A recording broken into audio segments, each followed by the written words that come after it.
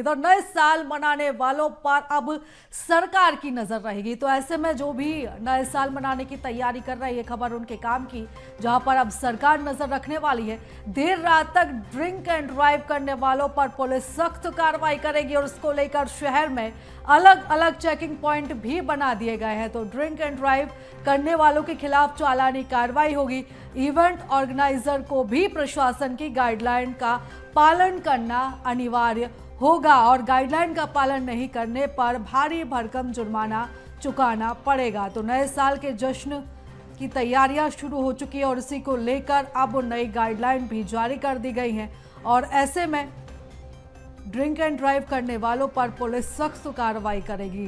पैनी नजर भी पुलिस की रहेगी और जगह जगह इसको लेकर चेकिंग पॉइंट भी बनाए गए हैं। चालानी कार्रवाई की जाएगी। तो इवेंट ऑर्गेनाइजर को प्रशासन की गाइडलाइन का पालन करना जरूरी होगा और अगर इवेंट ऑर्गेनाइजर ने पालन नहीं किया गाइडलाइंस का तो भारी भरकम जुर्माना इवेंट ऑर्गेनाइजर को चुकाना पड़ेगा। और चलिए इस खबर पर ज्यादा जानकारी ले लेते हैं। हमारे साथ सहयोगी मनोज राठौर जुड़ चुके हैं, उनसे ज्यादा चर्चा करेंगे। मनोज, नया साल आने को है और ऐसे में नए साल को लेकर तैयारियां पूरी हो चुकी हैं, लेकिन यहां पर सरकार और प्रशासन सख्त नजर आएगा।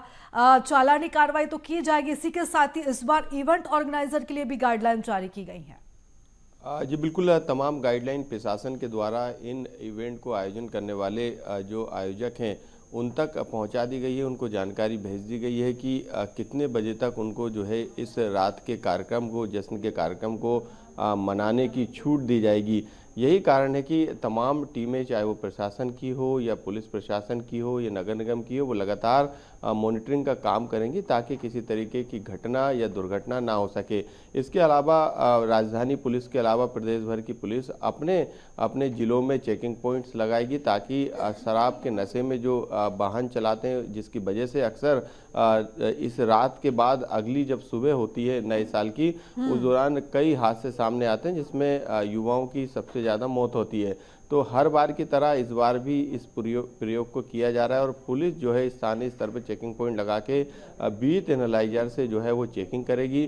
शराब के नशे में यदि वाहन चलाते पकड़े गए तो उस दौरान जो है गाड़ी को जब्त किया जाएगा और इस पर चालानी कार्रवाई, जो कि 10,000 रुपये का फाइन है और कोर्ट से गाड़ी छूटने का प्रावधान है, वो कार्रवाई की जाएगी। तो प्रशासन सख्त है ताकि सुरक्षित माहौल में नए साल का जश्न प्रदेश की जनता मना सके। जी बिल्कुल। और इसी के साथ ही अगर हम बात करें चालानी कार्रवाई तो यहाँ पर की जाएगी सख्ती से। साथ ही इवेंट ऑर्गेनाइजर को, जैसा कि आपने जिक्र किया, यहाँ पर सख्त गाइडलाइन जारी की जाएंगी। लेकिन इसी के साथ ही अगर हम राजधानी भोपाल की तैयारियों की बात करें तो नए साल के जश्न को लेकर किस तरीके का माहौल भी हमें यहाँ पर देखने को मिल सकता है? जी बिल्कुल, यदि हम बात करें तो करीब 18 से ज़्यादा ऐसे स्थान हैं जहां पे मुख्य कार्यक्रमों का आयोजन इवेंट ऑर्गेनाइजेशन के द्वारा रखा गया है। यानी वहां पे बड़े कार्यक्रम रहेंगे, पास से एंट्री उनकी रहेगी, तमाम व्यवस्थाएं स्थानीय स्तर पे उनके द्वारा प्राइवेट स्तर पे की गई है। प्रशासनिक तौर पे सुरक्षा के लिहाज से मूवमेंट जरूर रहेगा।